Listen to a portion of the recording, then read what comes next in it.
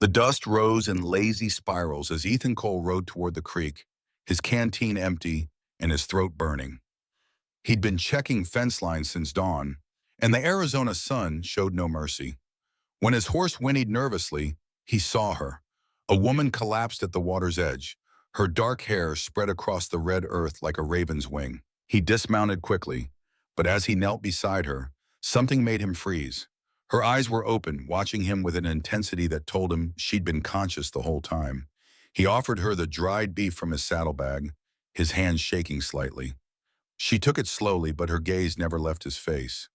There was something in those dark eyes, something that made his chest tighten, and he realized with sudden clarity that whatever hunger consumed this woman, food alone would never satisfy it. Before we continue this story, I'd love to know where in the world you are watching from. Drop a comment and let me know your location. Now let's see what happens next. I should have ridden away. Any sensible man would have. But 3 days later, I found myself back at that creek, my saddlebags heavy with bread and dried fruit. I told myself I was just being Christian, helping a woman in need, but the truth stuck in my throat like dust. She was waiting not at the creek, but higher up where the cottonwoods offered shade. She'd made a small camp, neat and purposeful, nothing wasted.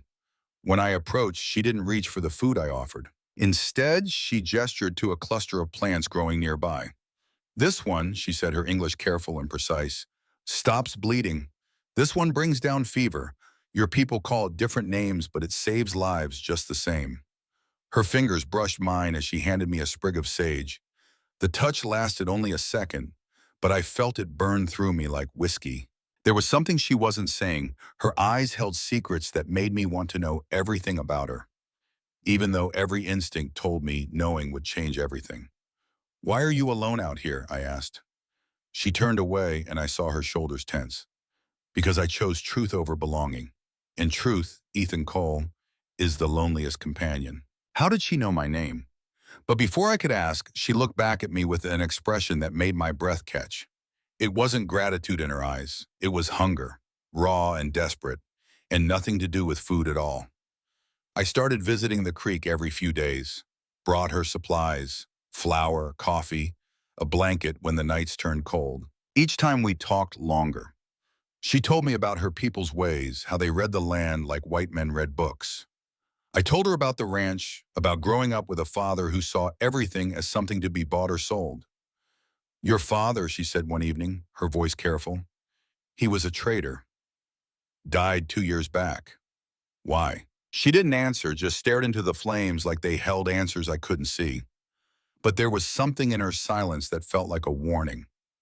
The 4th week, I brought her a dress, not fancy, just simple calico I bought in town. Her eyes widened when she saw it. "Why, say you?" "Because I struggled to find words that didn't terrify me. Because I don't want you to be alone anymore." She stood so close I could smell the sage she'd woven into her hair. "Ethan," she whispered, "do you know why they call me the widow?" "Your husband died?" "Yes, but that's not why I'm alone." Her hand touched my chest, right over my heart. "I'm alone because I loved a white man once. He gave me his name, his promises, and a child I'll never hold. Then he went back to his real family in the East, and I became something neither tribe nor town would claim." The weight of her words hit me like a fist. "You have a child?" She pulled back, and I saw tears catch the firelight. "Had. She was born too early, lived 3 days." Her voice broke. "They wouldn't let me bury her in the Christian cemetery. My people wouldn't take her because her father was white. So I buried her alone, between two worlds, belonging to neither. I should have run, should have mounted my horse and never looked back. But instead I pulled her close, feeling her shake against me. And I knew, God help me, I knew I was falling into something that would destroy me or remake me, and there was no middle ground. "I'm not him," I said into her hair. "No," she whispered, "but will you still be saying that when you know the truth about who I really am?" The truth came sooner than I expected. I was at the general store buying supplies when I heard Miller, one of the ranch hands, laughing with the shopkeeper. "Saw young Cole sneaking off again. visiting that Apache squaw by the creek. My blood went cold. Timon. That one? The shopkeeper spat tobacco into a tin. She's trouble. Married a cavalry officer 5 years back. Then when he left, she started causing problems, making accusations, stirring up the tribes. Someone should run her off. Someone should do worse than that. I left without my supplies. Rode hard to the creek, my mind racing. When I got there, the camp was destroyed. Her blanket torn, her few possessions scattered in the dirt. And Ayana, she was on her knees by the water, blood trickling from a cut on her temple, her dress ripped at the shoulder. 3 men stood over her. I recognized 2 from the ranch. What I did next wasn't heroic. It was rage, pure and simple. I hit the first man so hard, I felt his jaw break under my fist. The second pulled a knife, and we went down hard, rolling in the dust. I don't remember much after that. Just blood, his and mine, and the sound of my own ragged breathing.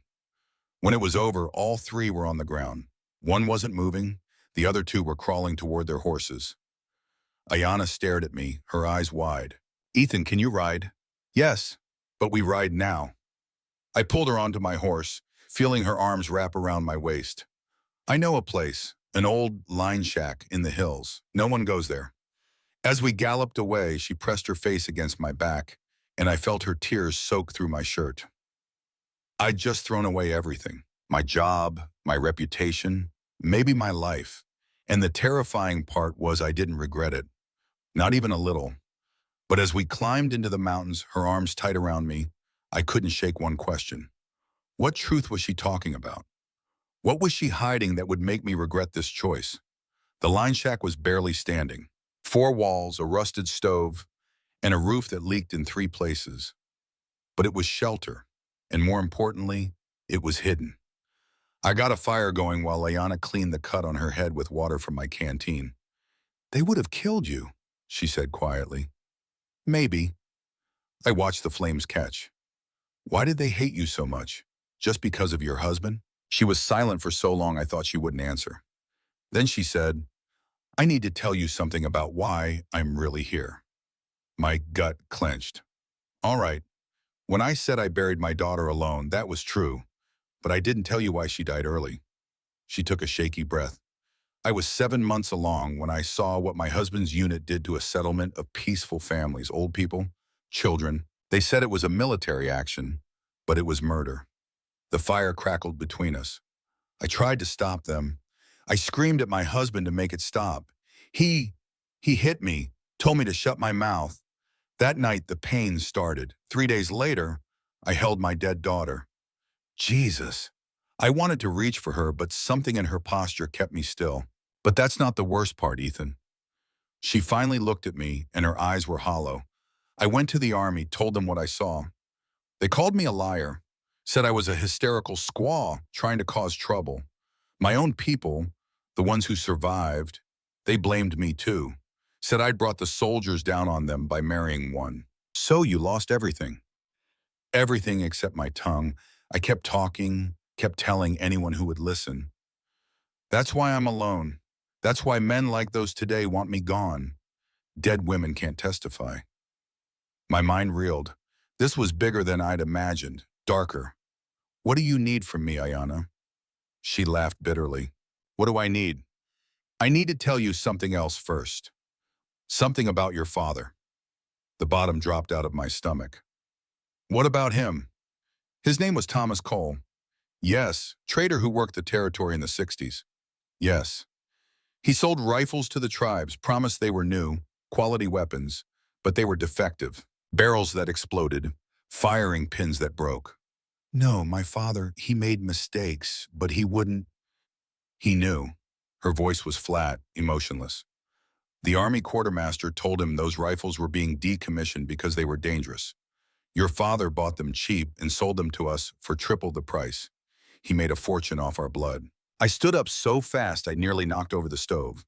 And you knew this when I found you? When I brought you food? Jesus, have you been using me this whole time? Planning some kind of revenge? No.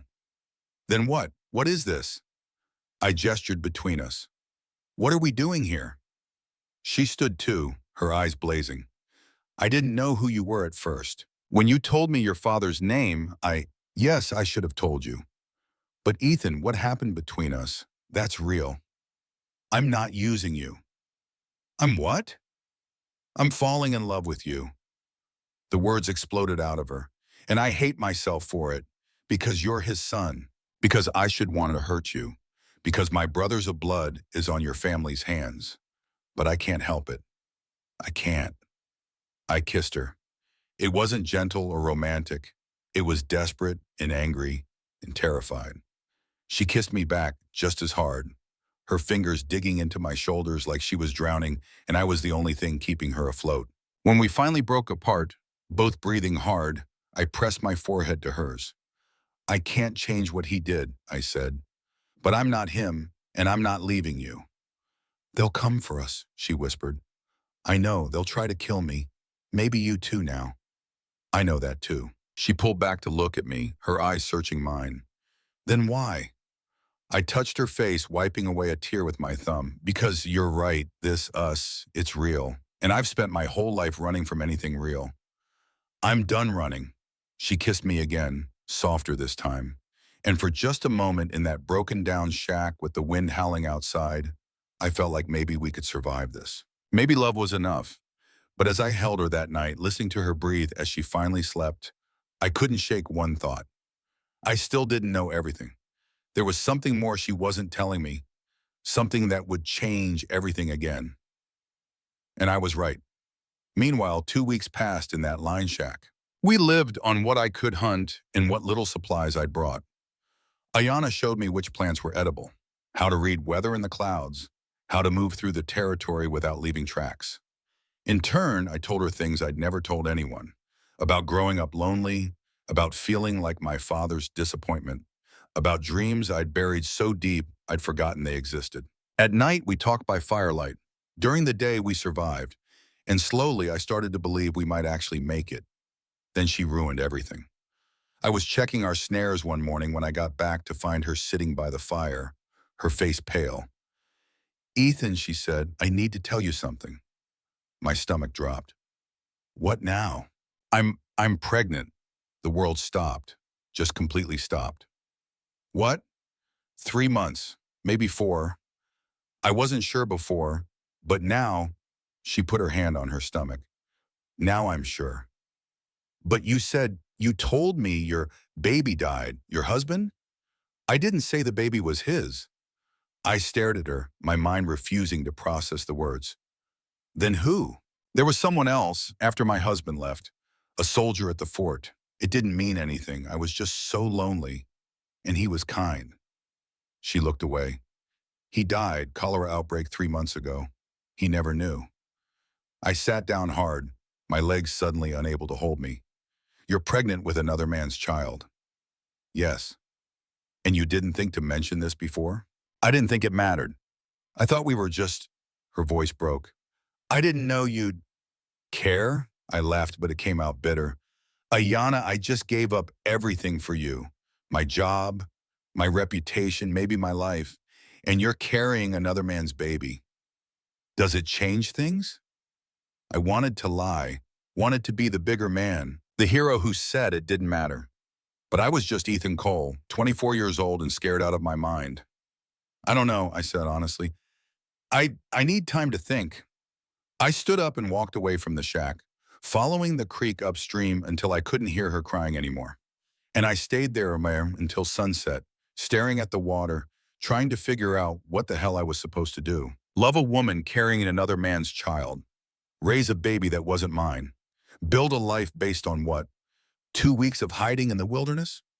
But then I thought about her eyes, about the way she looked at me that first day by the creek, about her teaching me plant names and telling me stories and trusting me with truths that could get her killed. I thought about my father who'd sold death for profit, about the legacy of blood and lies I'd inherited. And I realized maybe this was my chance to be different, to choose something good, even if it was complicated and messy and terrifying. I walked back to the shack as the first stars appeared. Ayana was still by the fire, her arms wrapped around her knees. I'm staying, I said. She looked up, tears on her face. Ethan, I'm staying. I knelt beside her. I don't know how we'll do this. I don't know where we'll go or how we'll survive, but I'm staying. That baby, if you'll let me, I'll raise it as mine. I'll be the father it needs. She grabbed my face and kissed me hard. I don't deserve you. You deserve a hell of a lot better than me, I said, but you're stuck with me anyway. We held each other as the fire burned low, and I tried to ignore the voice in my head, whispering that it still wasn't over, that there were still secrets between us. I just didn't know how bad those secrets were yet. 3 days after Ayanna told me about the baby, Sheriff Dawson rode up to the line shack with 2 deputies. I saw them coming and had just enough time to get Ayanna hidden in the root cellar before they dismounted. Cole, Dawson said, his hand resting on his gun. Heard you were up here. Sheriff, I kept my voice level. What brings you out this way? You know what? You beat 3 men half to death, stole a horse, and disappeared with that Apache woman. Miller says you damn near killed him. Miller and his friends were about to do worse to an unarmed woman. I stopped them. That's not how they tell it. Dawson spat into the dirt. Where is she? Gone. Headed north 2 days ago. You're a terrible liar, Cole. He gestured to his deputies. Search the shack. My hand moved toward my rifle, but Dawson's gun was already drawn. Don't. I watched helplessly as the deputies tore through our supplies. They didn't find the cellar, it was well hidden, but they found Ayanna's blanket, her dress, evidence she'd been here. So she just left all her things. Believe what you want. She's gone. Dawson studied me for a long moment. Then he said something that made my blood run cold. You know the army's coming, don't you? What? Cavalry unit out of Fort Grant. They're rounding up stray Apache women. Say it's for their own protection, to relocate them to the reservation. But word is they're really after one specific woman, one who's been making accusations about a massacre. My heart hammered. When? Week, maybe less. He holstered his gun. Cole, I don't know what you think you're doing here, but you need to understand something. That woman is dangerous, not because she's Apache, but because she knows things powerful people want to stay buried. And people who try to protect her have a way of disappearing. Is that a threat? It's a warning from someone who remembers your father as a decent man despite his mistakes. He mounted his horse. You've got 2 choices. Bring her in yourself and face charges for assault, or run and spend the rest of your life looking over your shoulder. There's a 3rd choice. What's that? I tell the truth about what really happened, about why she's running, about what those soldiers did. Dawson's face hardened. Then you're a fool. The truth won't save you, Cole. It'll just get you killed alongside her. They rode away, leaving me standing in the dust. I waited until they were out of sight, then opened the cellar. Ayanna climbed out, her face white. They're coming, she said. I heard we need to leave tonight. But she grabbed my arm. Ethan, wait, there's something else I have to tell you. God, not again. What? I'm not pregnant. I stared at her. What? I lied. I'm not pregnant. There was no soldier, no baby. I made it up. The world tilted sideways. You what? Why would you? Because I needed to know. Tears streamed down her face. I needed to know if you'd stay even then, even if I was carrying someone else's child, even if I came with complications and responsibilities and all the reasons you should walk away. I needed to know if what you felt was real. I couldn't breathe, couldn't think. You lied about being pregnant to test me. Yes. After everything, after I told you what I'd raised the baby as mine, you're saying it was all a lie. I'm sorry, I'm so sorry. But Ethan, you have to understand, every man I've ever trusted has left. My husband, my father, everyone. I couldn't survive it again. I couldn't love you without knowing. Knowing what? That I'm an idiot. I backed away from her. That I'm fool enough to believe everything you say. To throw my life away for someone who lies to my face. I wasn't lying about loving you. How the hell am I supposed to believe that? My voice cracked. How am I supposed to believe anything you say ever again? She reached for me, but I stepped back. Ethan, please don't. I grabbed my rifle and headed for the door. I need to think. I need to I just need to not be here right now. I walked out into the darkness, her sobs following me into the night. And for the first time since I'd found her by that creek, I wondered if Sheriff Dawson was right. Maybe the truth really would kill us both. I didn't go far, just sat against a boulder about 100 yards from the shack, my rifle across my knees, trying to make sense of everything. The desert night was cold, and above me the stars burned like holes in the fabric of heaven. She'd lied about the pregnancy, about the soldier, maybe about everything. How was I supposed to trust her now? But even as anger churned in my gut, another voice whispered, she was testing you because she'd been betrayed by every man who claimed to love her. She was protecting herself the only way she knew how. I was still wrestling with it when I heard horses, multiple riders moving fast. I dropped low and saw torches in the distance, at least 6 men heading straight for the line shack. My heart stopped. The cavalry, they'd come early. I ran back, bursting through the door. Ayanna, we have to. The shack was empty. For one terrifying moment, I thought she'd run. Then I saw the note scratched in the dirt floor. Cellar. I threw open the trap door. They're coming. We need to move now, smiling. But she didn't climb out. Instead, she looked up at me with eyes full of resignation. Let me go, Ethan. What? No, come on. If they find you with me, they'll kill you. Ayanna, these aren't soldiers coming to relocate you. They're coming to silence you. Then let them. I'm tired, Ethan. I'm tired of running, tired of fighting, tired of bringing death to everyone who cares about me. My brother, my daughter, and now you. I jumped down into the cellar, landing hard beside her. Listen to me. When you told me about that pregnancy, even when I was angry, even when I didn't know what to do, I stayed. You know why? Because somewhere in these past weeks, you became more important to me than my fear, than my pride, than my whole damn life. Ethan, Oma. And yes, you lied. And yes, it hurt like hell. But you know what I realized sitting out there? You weren't hungry for food that day by the creek. You were starving for someone to see you, really see you, not as Apache or widow or victim, but as Ayanna, as a woman who'd survived more than anyone should have to survive and was still trying to find a reason to keep breathing. Tears rolled down her face. I don't want you to die for me, and I don't want to live without you. I grabbed her hand. So here's what's going to happen. We're going to climb out of this cellar, we're going to get on my horse, and we're going to ride like hell for the border. Because I know a place, an old mission in New Mexico. Father Miguel there owes me a favor. He'll hide us until we can figure out our next move. They'll follow us probably, but we'll have a head start. I pulled her toward the ladder. Now move. She climbed up and I followed. We could hear the riders now, close enough that their voices carried on the night air. I grabbed our supplies, threw them in a pack, and pulled Ayanna toward the door. We almost made it. The first rider came around the shack just as we reached my horse. He raised his rifle, and I tackled Ayanna to the ground as the shot cracked over our heads. Then chaos. I fired back and the rider went down. More shots, more shouting. My horse reared and bolted into the darkness. We ran for the rocks, bullets kicking up dirt around our feet. We made it to cover just as 5 more riders surrounded the shack. I recognized the leader, Captain Harrison from Fort Grant, the same man who'd led the massacre Ayanna had witnessed. Mrs. Coulter, he called out using her married name. Come out and we'll make this quick. No suffering. My word as an officer.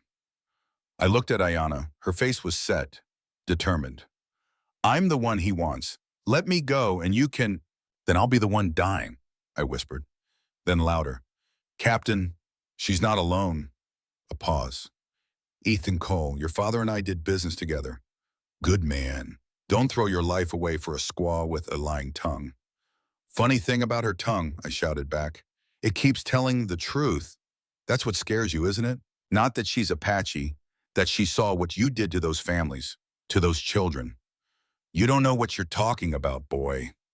I know you murdered them. I know you're here to kill the only witness. And I know that makes you no better than a common outlaw, uniform or not. Gunfire erupted. We pressed deeper into the rocks as bullets pinged off stone around us. My rifle was low on ammunition. 4 shots left, maybe 5, against 6 men. Then I heard it, more horses coming fast from the east. Harrison heard it too. Hold fire! We all waited, barely breathing. Then a voice rang out. Captain Harrison, stand down! I didn't recognize the voice, but Harrison clearly did. His face went pale in the torchlight. A new group of riders emerged from the darkness. At their head was an older man in civilian clothes, but his bearing screamed military. Behind him rode at least a dozen soldiers. Colonel Brennan, Harrison said, his voice tight. Sir, we were just... I know exactly what you were doing. Brennan dismounted. It took me 3 months to track down the truth about what happened at Sycamore Canyon. 3 months of following rumors and bribing terrified survivors. And every trail led back to you, Captain, and to the woman you've been trying so hard to kill. He turned toward our hiding spot. Mrs. Coulter, you can come out. You're safe now. Ayanna and I exchanged glances. It could be a trap, but we were out of options. Slowly, we emerged from the rocks, my rifle still raised. Brennan held up his hands.